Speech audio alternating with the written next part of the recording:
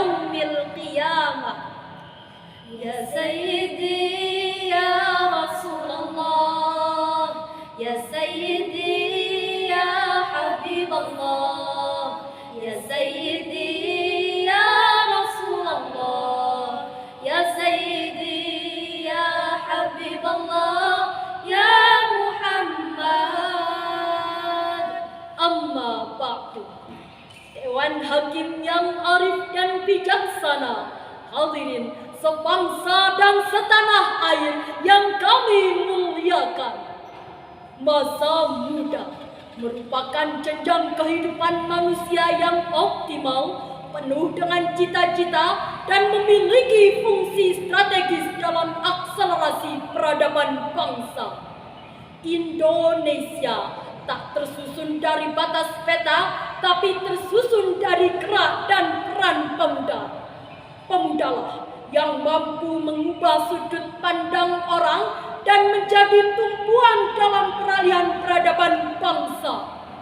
Begitu hebatnya peranan pemuda dalam menggerakkan dan mengawal berdirinya suatu kedaulatan bangsa.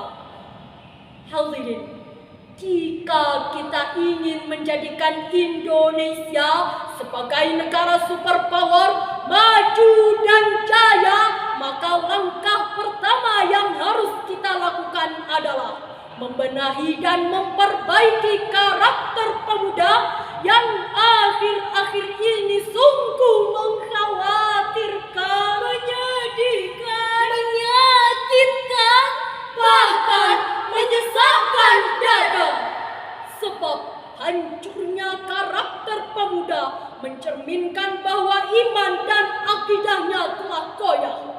Sedangkan jika iman dan akidahnya telah goyah, maka lahirlah pola kehidupan jahiliyah yang membuat manusia hidup bebas, puas dan beringas, bahkan jauh lebih ganas dari binatang buas.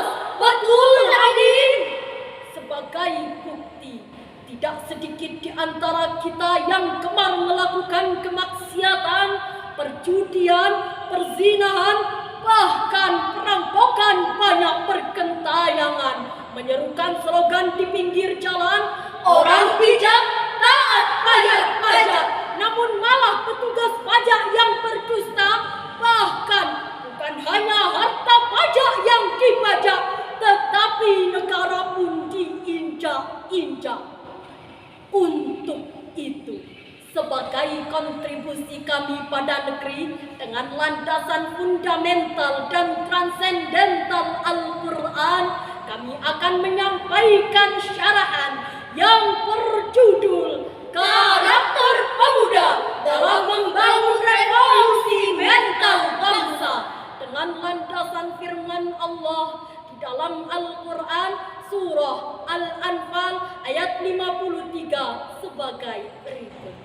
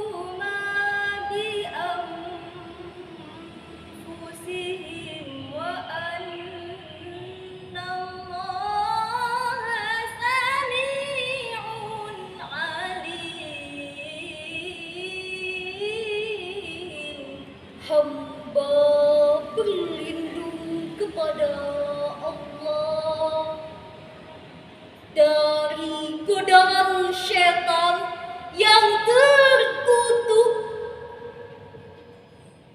dengan menyebut asma Allah yang Maha Pengasih, Maha Penyayang. Yang demikian itu karena sesungguhnya Allah tidak akan mengubah suatu nikmat yang telah diberikannya kepada suatu kaum hingga kaum itu mengubah apa yang ada pada diri mereka sendiri. Sungguh Allah Maha mendengar, Maha mengetahui. Hadirin yang berbahagia, Imam Ibnu Katsir dalam kitab tafsirnya jilid 4 halaman 65 menjelaskan, Allah Subhanahu wa Ta'ala telah memberitahukan tentang keadilannya yang sempurna. Allah tidak akan mengubah suatu nikmat yang telah dikaruniakannya pada seseorang, melainkan karena dosa yang telah dilakukannya. Dari ayat tersebut hadirin jelas bahwa Allah tidak akan mengubah apapun apabila kita tidak memiliki niat dan upaya untuk mengubahnya, termasuk membangun peran pemuda. Maka kita harus berupaya mendidik diri sendiri dan bangsa kita agar memiliki karakter yang mulia. Jujur kita akui hadirin, saat ini masih banyak generasi bangsa kita yang masih bermental karam, bergaya hebat, berlaga sok kuat, dan bergelimang maksiat. Buktinya hadirin, di koran setiap hari diberitakan, di televisi setiap saat ditayangkan, di radio seringkali kita dengarkan betapa masih banyak pemuda kita yang terbelenggu dalam jurang kenistaan. Mau yang lebih konkret?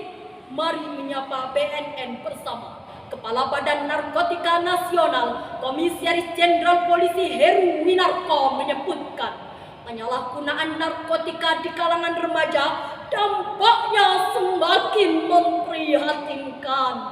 Mulai dari pesta narkoba merajalela yang tak terelakkan, oknum polisi yang mabuk hingga terjadi kasus penembakan, artis ibu kota yang tertangkap seakan tak ingin ketinggalan. Bahkan hadirin, banyak kasus lainnya yang juga memakan korban.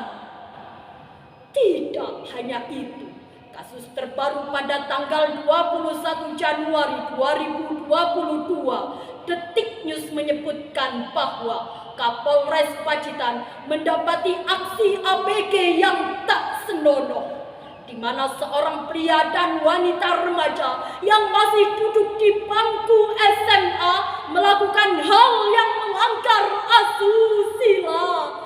Sungguh miris hadirin. Oleh karena itu, wahai pemuda-pemudi bangsa, jagalah bangsa Indonesia dengan tingkatkan semangat bekerja, bangun revolusi mental bangsa.